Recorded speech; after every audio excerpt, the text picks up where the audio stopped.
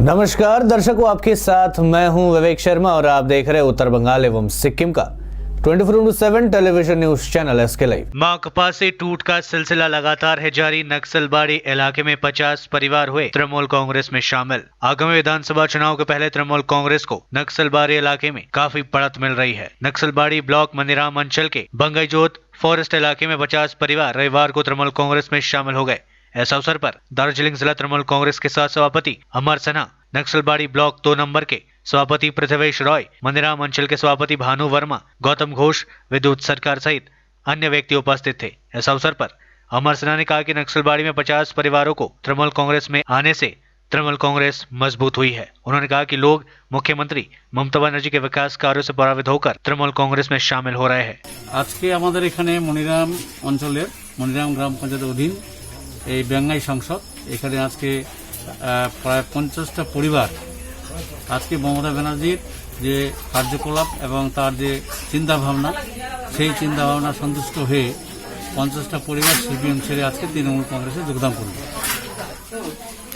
না, আমরা মমতা ব্যানার্জি আমাদের মুখ্যমন্ত্রী এবং আমাদের নেত্রী, উনি যেগুলো জিনিস আমাদেরকে বলে দিয়েছে, যেখানে মানুষের অসুবিধা হবে, জলটা হচ্ছে মানুষের প্রথম অধিকার। জল পানীয় জলের ব্যবস্থাটা আগে করা উচিত ছিল। এখানে যারা ছিল এখানে ক্ষমতায় তারা করে নাই। এতদিন ধরে 34 বছর বাম সরকার ছিল, কিন্তু তারা কিছু করে নাই। আমাদের কাছে যখন এটা আসলো, আমরা দেখলাম, আমরা বলে দিচ্ছি যে আমরা জলের ব্যবস্থা এখানে করব এবং এদের এখানে রাস্তার যে মানে প্রবলেম আছে সেই রাস্তাটাও আমরা করব। আমরা এটাই ভাবছি যে এই 40টা-45টা বাড়ি যে গ্রাম আছে, এই গ্রামটাকে একটা আমরা কি বলে ওই আদর্শ গ্রাম হিসাবে, যেহেতু এটা ফরেস্ট, পিছনে ফরেস্ট আছে, এটা ভালো একটা জায়গা, আদর্শ গ্রাম হিসাবে আমরা একটা চিন্তা ভাবনা করব এবং আমরা এই প্রপোজাল আমরা উপরে পাঠাবো। रायगंज नगर पालिका की ओर से मास्क पहनाकर मनाया गया रक्षाबंधन का त्योहार। कोरोना महामारी ने इस साल सभी उत्सव और त्योहारों को प्रभावित किया है और रक्षाबंधन भी इससे अछूता नहीं है। इस साल रक्षाबंधन के त्योहार पर वायरस संक्रमण का असर साफ दिखाई दे रहा है। बाजारों में रौनक गायब है, तो वहीं दूसरी तरफ आज बहनों ने अपने भाइयों को मास्क पहनाकर रक्षाबंधन का त्योहार मनाया। इस बीच रायगंज नगर पालिका की ओर से इस ऐतिहासिक दिन को संस्कृति दिवस के रूप में मनाया गया और बंगला आमार मास्क पहनाकर लोगों को रक्षाबंधन की शुभकामनाएं दी। लोगों ने बताया कि भाई के जीवन की रक्षा के लिए जिस प्रकार बहन अपने भाई की कलाई पर रक्षा सूत्र बांधती है, और इस बार मास्क भी जिंदगी के लिए बेहद जरूरी है। रायगंज नगर पालिका की ओर से देवीनगर, कॉलेज पाड़ा, बादर, मोहनबाटी, गौशाला बाजार सहित 10 जगहों में आज लोगों को मास्क पहनाए गए और इस दिन को संस्कृत दिवस के रूप में पालित किया गया। नगर पालिका के चेयरमैन संदीप विश्वास, वरिष्ठ पार्षद तपन दास सहित अन्य पार्षदों ने इस कार्यक्रम में हिस्सा लिया। এটা প্রাসঙ্গিক, আজকের দিনে এটা খুবই প্রাসঙ্গিক। এই অতিমারির সময় মানুষ এখনো সচেতন হয়ে ওঠেনি। তারা মাস্ক ছাড়া যত্রতত্র ঘুরে বেড়াচ্ছেন, জমায়েত করছেন, বিভিন্ন জায়গায় সোশ্যাল ডিস্টেন্সিং সিস্টেম মেনটেন করছেন না। তারই কারণে আজকে পশ্চিমবঙ্গ সরকারের মাননীয় মুখ্যমন্ত্রী মমতা বন্দ্যোপাধ্যায়ের অনুপ্রেরণার মধ্যে দিয়ে, আমাদের পশ্চিমবঙ্গ সরকারের যুব ক্রীড়া দপ্তরের সহযোগিতার মধ্যে দিয়ে আমরা রায়গঞ্জ পৌরসভা, আমরা রায়গঞ্জ শহরের 10টি বাজারে এইভাবে মানুষকে সচেতন করবার লক্ষ্যে আমরা রাখি উৎসবে আজকে মাস্ক বিতরণ করে মানুষকে সচেতন করছি এবং মানুষকে সুস্থ রাখবার প্রক্রিয়াকে আমরা রায়গঞ্জ পৌরসভা পশ্চিমবঙ্গ সরকারের সহযোগিতার মধ্যে দিয়ে আমরা উপস্থাপিত করছি। সত্যি তাই, আজকে এই জন্য এখানে প্রথমেই আমরা সৌহার্দ্যের বন্ধনে সংখ্যালঘু ভাই মাংস বিক্রেতা, তাকে আমরা সাকরাতু মোহাম্মদকে আমরা প্রথমে তপন দাস, আমাদের প্রবীণ কাউন্সিলর তপন দাস, প্রথমেই তাকে মাস্ক বিতরণ করে আমরা এখান থেকে আমাদের কাজ শুরু করেছি এই রাসবেরি মার্কেট বাজারে। सिलीगुड़ी के हाथियाडांगा निवासी एक दिव्यांग व्यक्ति को आज यूनिक सोशल वेलफेयर सोसाइटी की ओर से ट्राई साइकिल प्रदान किया गया। करीब 8 महीने पहले विनय शर्मा नामक व्यक्ति की दुर्घटना में पैर कट गए थे। कोरोना के इस संकट काल में विनय को काफी समस्याओं का सामना करना पड़ रहा था और उन्होंने सहायता के लिए यूनिक सोशल वेलफेयर सोसाइटी से अपील की थी और इसके बाद आज संस्था की ओर से उन्हें रक्षाबंधन के मौके पर ट्राई साइकिल प्रदान किया गया ताकि वे इससे कहीं पर भी आ जा सके। রাখি বন্ধন অনুষ্ঠান বেশ ভালোই লাগলো আমার কাছে। আজকে ইউনিক সোশ্যাল ওয়েলফেয়ার আমাকে এখানে খবর দিয়ে ডেকে আনার পরে আমার তো কোনো কাজকর্ম নাই, আমি কোনো কাজকর্ম করতেও পারি না। তো এই অবস্থায় আমার চলা বড় কঠিন হয়ে গেছে। আমাকে মোটামুটি একটু স্বনির্ভর করবার জন্য এদের উদ্যোগে আমাকে একটা ট্রাইসাইকেল দেওয়া হলো আজকে। এই ট্রাইসাইকেল নিয়ে আমি যাতে কোনো একটা কিছু করে বাঁচতে পারি, কিন্তু কি করব, আমার তো একটা কাজের প্রয়োজন, আমি কাজ পাবো কোথায়? এই অবস্থায় আছি। তবে ট্রাইসাইকেলটা পাওয়াতে আমার খুব উপকার হয়েছে, আমি এর জন্য এদেরকে অশেষ ধন্যবাদ জানাই। আমার নাম বিনয় শর্মা সরকার, বাড়ি আমার ফগদই বাড়ি।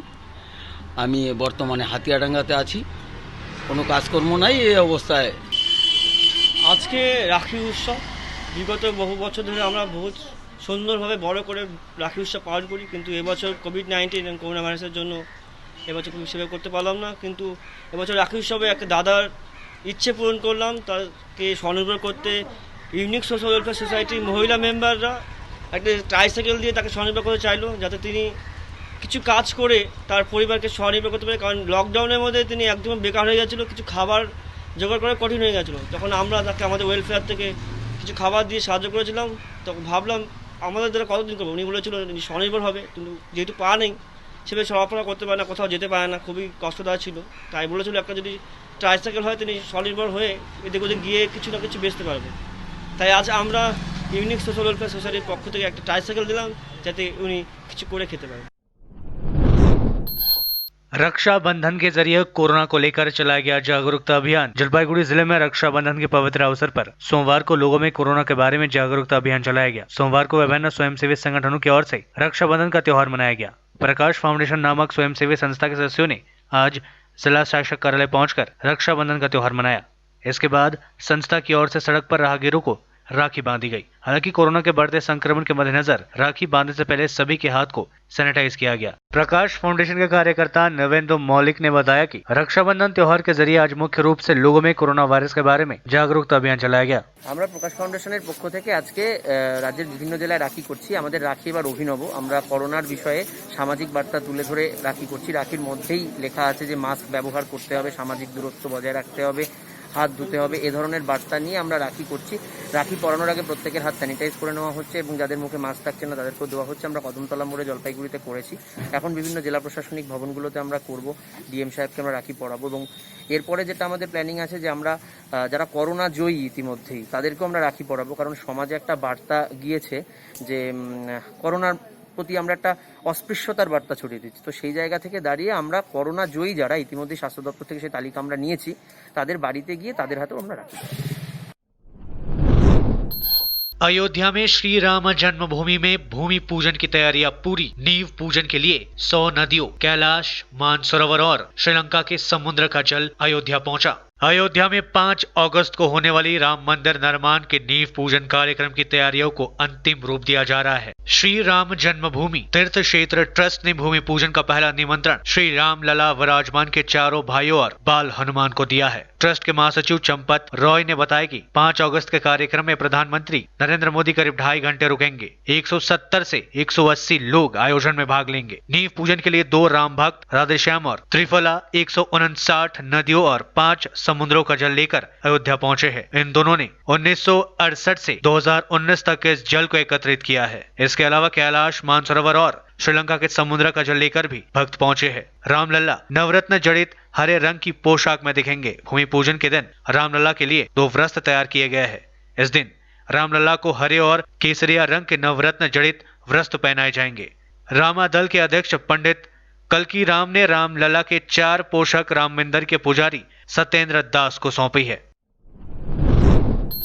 यूएई में सितंबर से शुरू होकर 53 दिन चलेगा आईपीएल। 10 नवंबर को पहली बार वीकेंड्स पर होगा फाइनल। भारतीय क्रिकेट बोर्ड बीसीसीआई की गवर्निंग काउंसिल ने मीटिंग में इंडियन प्रीमियर लीग आईपीएल को 19 सितंबर से 10 नवंबर तक कराने का फैसला किया है। बीसीसीआई के सीनियर अधिकारी ने न्यूज एजेंसी को बताया कि टूर्नामेंट में 10 डबल हेडर यानी एक दिन में 2 मैच होंगे। शाम के मैच पुराने शेड्यूल में आधा घंटा पहले यानी 7:30 पर शुरू होगा। दोपहर के मैच 3:30 पर शुरू होगा। साथ ही Chinese mobile company Vivo title sponsor बनी रहेगी। 10 नवंबर को मंगलवार का दिन है। ऐसा आईपीएल के इतिहास में पहली बार हो रहा है जब फाइनल वीकडेज में खेला जाएगा। अधिकारी ने बताया कि इस बार कोरोना के कारण टूर्नामेंट बायो सिक्योर माहौल में खेला जाएगा। कई गाइडलाइंस भी ध्यान में रखने होंगे। इस कारण टूर्नामेंट को 2 दिन आगे बढ़ाया गया है। लेते छोटा सा ब्रेक, फिर मिलेंगे ब्रेक के बाद। अपने सपनों को संजोने के लिए ओम डेवलपर्स लेके आए हैं Shri Shyam farm house villa, जिसकी पहले फेज के सभी प्लॉट्स बिक चुकी हैं और दूसरे फेज की बुकिंग और रजिस्ट्रेशन है चालू। प्लॉट की साइज है 3 से 6 कट्ठा तक, तो देर किस बात की, अभी फोन उठाइए और बुक कीजिए। Shri Shyam farm house villa, Phulbari. Contact number 9609784045 या 9733036000। बहुत जल्द इसके तीसरे फेज की प्लॉट भी लॉन्च होने जा रही है। Wonderful place of education. ICFI University, Sikkim. Committed and dedicated faculty, career-oriented programs, comprehensive mode of learning, vibrant campus life, extracurricular and co-curricular activities, cultural programs will give you wings to your creative thoughts. Enter with aspiration. Get educated with inspiration.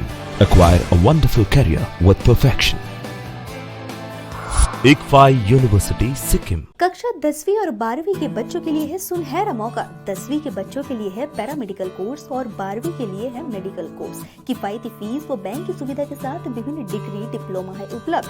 सभी stream के बच्चों के लिए खुली है state nursing council and Rajiv Gandhi university and health science and paramedical board, government of Karnataka से मान्यता प्राप्त Adan paramedical and nursing college. Contact number 8016235569, Champasari, Siliguri. आज जहाँ कोरोना से सभी परेशान, हम लाए हैं कमाने का तरीका आसान। 21वीं सदी में महिलाएं आत्मनिर्भर होकर स्वाभिमान के साथ जीना चाहती है। अगर आप एक गृहिणी हैं और घर से ही मुनाफे वाला व्यवसाय करने का सोच रहे हैं तो आपके लिए सुनहरा मौका लाए हैं टपरवेयर के सिलीगुड़ी स्थित पूरे नॉर्थ बंगाल के डिस्ट्रीब्यूटर नारायणी पार्टी सेल्स। तो सोचिए नहीं, स्क्रीन में दिए गए नंबर में संपर्क कीजिए और विस्तृत जानकारी लीजिए। घर बैठे पैसे कमाए, आज ही फ्री मेंबरशिप लीजिए, अपने सपनों को पूरा कीजिए। मुश्किल की इस घड़ी में आपका साथ ही सिर्फ टपरवेयर के लिए एसके लाइव ही बेस्ट ऑप्शन है। एसके लाइव का इस क्षेत्र में 24 घंटा टेलीविजन, एंड्रॉइड ऐप और वेबसाइट पर प्रसारण होता है। सोशल मीडिया पर भी हम उपलब्ध हैं। हमारी व्यूवरशिप 9 लाख से अधिक है। सिक्किम, हैथवे और NXT डिजिटल पर, दार्जिलिंग और कालिम्पोंग में दोनों हैथवे और CCN सेटअप बॉक्स पर, क्लामपुर से लेके मैनागुड़ी हैथवे पर, सिटी केबल पर सिलीगुड़ी और आसपास, नक्सलबाड़ी से पानी टंकी तक NXT डिजिटल में। तो सोचिए नहीं, कॉल करें 7908554308। ब्रेक के बाद आपका फिर से स्वागत है। बढ़ते हैं खबरों की तरफ। केंद्रीय मंत्रिमंडल में खतरनाक वायरस ने दी दस्तक, सभी मंत्रियों को करानी होगी जांच। गृह मंत्री अमित शाह के कोरोना संक्रमित होने के साथ ही खतरनाक कोरोना वायरस ने केंद्रीय मंत्रिमंडल में दस्तक दे दी है। शाह बुधवार को हुई कैबिनेट की बैठक में मौजूद थे। बैठक में नई शिक्षा नीति को हरी झंडी दी गई थी। हालांकि बैठक के दौरान सभी मंत्रियों ने मास्क लगा रखा था और सोशल डिस्टेंसिंग का भी ध्यान रखा गया था। लेकिन गृह मंत्रालय के दिशा निर्देशों के मद्देनजर सभी मंत्रियों को आइसोलेशन में जाकर कोरोना की जांच करानी होगी। अमित शाह ने भी अस्पताल में भर्ती होने से पहले उनके संपर्क में आए सभी लोगों को आइसोलेशन में जाने और अपने टेस्ट कराने की सलाह दी थी। स्वास्थ्य अधिकारी के मुताबिक सभी को दिशा निर्देशों का पालन करना चाहिए। शाह शनिवार को बाल गंगाधर तिलक की 100वीं पुण्यतिथि समारोह में गए थे। इसमें शाह के साथ मंच पर भाजपा के राज्यसभा सांसद विनय सहस्त्रबुद्धे, पूर्व सांसद विजय कुमार मल्होत्रा समेत कई लोग मौजूद रहे थे। सैन्य वार्ता में भारत की चीन को 2 टूक कहा, गतिरोध वाले सभी स्थानों से जल्द पीछे हटाओ सेना। भारत और चीन के बीच पिछले कुछ महीनों से ही सीमा पर तनाव जारी है। इस बीच रविवार को भारतीय और चीनी सेना के शीर्ष कमांडरों के बीच 5वें चरण की बातचीत हुई। यह बातचीत लगभग 11 घंटे तक चली। इस दौरान भारत ने चीन को वास्तविक नियंत्रण रेखा LAC पर गतिरोध वाले सभी स्थानों से अपनी सेना को पीछे हटाने के लिए कहा। सीमा पर तनाव कम कराने के लिए दोनों देशों के बीच कूटनीतिक और सैन्य स्तर पर बातचीत की जा रही है। वार्ता की जानकारी रखने वाले अधिकारियों ने कहा कि बातचीत के दौरान भारत ने पेंगोंग त्सो और पूर्वी लद्दाख में वास्तविक नियंत्रण रेखा LAC के पास टकराव वाले सभी स्थानों से चीनी सैनिकों के जल्द से जल्द पूरी तरह पीछे हटाने को लेकर जोर डाला। उन्होंने बताया कि यहां बैठक LAC पर चीन की तरफ से मोल्डो में सुबह 11 बजे शुरू हुई थी और रात 10 बजे तक जारी रही। पश्चिम बंगाल ने एक दिन में तोड़े कोरोना वायरस के सारे रिकॉर्ड। 75,000 से ज्यादा संक्रमित, रिकवरी रेट 69% के करीब पहुंची। पश्चिम बंगाल में अगस्त महीने की शुरुआत काफी खराब साबित हो रही है। राज्य में लगातार दूसरे दिन 2000 से ज्यादा नए मामले सामने आए। रविवार को बंगाल ने कोरोना के सारे रिकॉर्ड तोड़ दिए और प्रदेश में अब तक एक दिन में सबसे ज्यादा केसेस सामने आए, तो वहीं इस दिन प्रदेश में सबसे ज्यादा टेस्ट और सबसे ज्यादा रिकवरी भी दर्ज की गई। रविवार को पश्चिम बंगाल में 2739 नए कोरोना मरीजों की संक्रमित होने की पुष्टि हुई है और इनमें से आधे से ज्यादा मरीज सिर्फ 2 जिलों से मिले, कोलकाता और उत्तर 24 परगना। रविवार को कोलकाता से 709, उत्तर 24 परगना से 586, हावड़ा से 245, दार्जिलिंग से 150, दक्षिण 24 परगना से 147, मालदा से 99 और हुगली से 77 लोग कोरोना संक्रमित मिले। इसके बाद राज्य में कुल कोरोना संक्रमितों का आंकड़ा 75,516 पर पहुंच गई है। राज्य में अब तक 1,678 लोगों की मौतें हो चुकी है। कोरोना से मृत्यु दर राज्य में 2.22 पर पहुंच गई है। हालांकि प्रदेश में रविवार को रिकॉर्ड 2,213 लोग रिकवर हुए। राज्य में अब तक कुल 52,730 मरीज कोरोना को मात देने में कामयाब भी हुए हैं। ऐसे में कोरोना रिकवरी दर बढ़कर 69.83% हो गई है।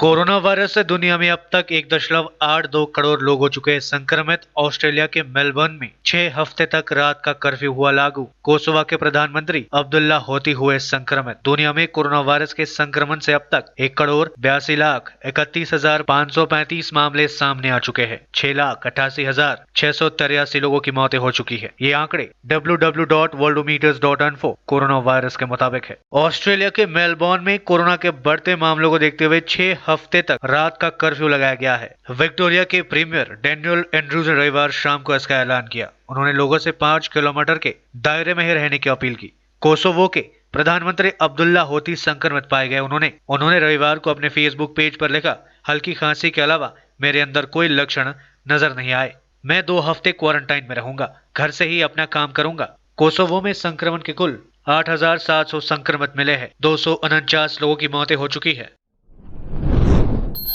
जर्जर हो चुके अस्पताल जाने वाली सड़क छोटे बड़े गड्ढों से जान जोखिम में डालकर यात्रा कर रहे लोग। एसडीडीए ने जल्द मरम्मती का दिया भरोसा। जलपाईगुड़ी शहर के कोविड अस्पताल जाने वाले सड़क इन दिनों छोटे बड़े गड्ढों से पट गया है। जर्जर हो चुकी इस सड़क से मरीज को एम्बुलेंस से अस्पताल ले जाने में चालकों को काफी दिक्कतों का सामना करना पड़ता है। आम लोगों को भी बदहाल सड़क की वजह से यातायात करने में काफी मुसीबतों का सामना करना पड़ता है। मोटरसाइकिल, रिक्शा, यहाँ तक कि टोटो की भी परिचालन में काफी समस्याएं आ रही है। स्थानीय लोगों ने बताया कि पिछले 3 सालों से सड़क की अवस्था शोचनीय बनी हुई है। यह सड़क जलपाईगुड़ी की महत्वपूर्ण सड़कों में से एक है। इस सड़क से मरीज और उसके परिजन कोविड अस्पताल में आते जाते हैं। चिकित्सक व स्वास्थ्यकर्मी भी इसी रास्ते से अस्पताल आते जाते हैं, लेकिन फिलहाल यह सड़क छोटे बड़े गड्ढों में तब्दील हो चुकी है। बदहाल सड़क के कारण यह छोटी बड़ी दुर्घटनाओं की संभावनाएं बनी रहती है। लोगों ने बताया कि इससे पहले कई बार सड़क मरम्मती की मांग को लेकर आंदोलन किया गया, लेकिन कोई लाभ नहीं हुआ। दूसरी ओर एसडीडीए के चेयरमैन विजय कृष्ण वर्मन ने बताया कि सड़क मरम्मती का काम जल्द शुरू किया जाएगा। उन्होंने कहा कि एसडीडीए की ओर से जल्द ही सड़क मरम्मती की पहल शुरू की जाएगी। অনেক দিন থেকে খারাপ, মানে ঠিকই করতেছে না। এটা আমাদের একটু যাইতে অসুবিধা, পেশেন্ট নিয়ে যাইতে অসুবিধা হয়। আমরা সিটি স্ক্যান ফ্যান করতে যাই, যখনই দেখো রাস্তাটা খুবই খারাপ। বর্ষার জন্য আরো বেশি খারাপ হয়ে গেছে। রাস্তা ঠিক করলে ভালো হয়। আমরা পেশেন্ট নিয়ে যাতায়াত করি, আমাদের একটু অসুবিধা হয়, আস্তে আস্তে যাই আর কি। এই রাস্তাটা আমরা পাস করে রেখেছি, মানে কাজ শুরু করার পথে, মানে এসডিডি এর পক্ষ থেকে এটা করা হবে। শুধু এইটাই নয়, আরও আমরা এই লাস্ট মিটিংয়ে আরও 6টা রাস্তা পাস করেছি। বয়রকানা বাজার থেকে যারা তরুণদল রাস্তার অবস্থা খুব খারাপ, এইরকম বেশ 6টা রাস্তা আছে। মানে একবার এত প্রবল বৃষ্টি, যার ফলে কাজ শুরু করা যাচ্ছে না। মানে ওই রাস্তাটা বিশেষ করে যেটা ওই স্টেডিয়ামের পাশ দিয়ে যেটা রাস্তাটা, মানে বিশ্ব বাংলার পাশ যে রাস্তাটা, ওটাতে মাঝখানে পাথরও ফেলা হয়েছিল, মানে আপাতত চলার মতো। কিন্তু এই প্রবল বৃষ্টিতে পাথর সরে যায়, ফলে বালু দিলে বা দিলে সেটা আরও কাদা হয়ে যাবে। এই জন্য আপাতত এটা বন্ধ রাখা হয়েছে। একটু আকাশটা ক্লিয়ার না হলে কাজটা শুরু করা যাবে না। সারা জায়গায় আমার কাজ শুরু করতে পারছি না প্রবল বৃষ্টির জন্য। कोरोना वायरस ने मानव जीवन पर विभिन्न रूपों से प्रभावित किया है और इसका प्रभाव आने वाले समय में काफी लंबे अरसे तक देखने को मिल सकता है। इस वायरस के कारण ही देश में पहली बार लॉकडाउन लागू किया गया था और पूरे विश्व के लोगों को विभिन्न प्रकार की समस्याओं का सामना करना पड़ रहा है। आने वाली पीढ़ी को वर्तमान समय में लोगों को हो रही कठिनाइयों और समस्याओं का सामना करना पड़ा है। इसके संबंध में जानकारी देने के लिए रायगंज विश्वविद्यालय भूगोल विभाग के अध्यापक तापस पाल एक किताब लिख रहे हैं। वायरस की वजह से वर्तमान परिस्थितियों और पड़ने वाले प्रभावों के संबंध में विशेष रूप से इसके बारे में लिखा जा रहा है ताकि आने वाली पीढ़ियों को इस संबंध में जानकारी मिल सके। ইতিহাসকে সংরক্ষণ করে রাখাই আমাদের কাজ।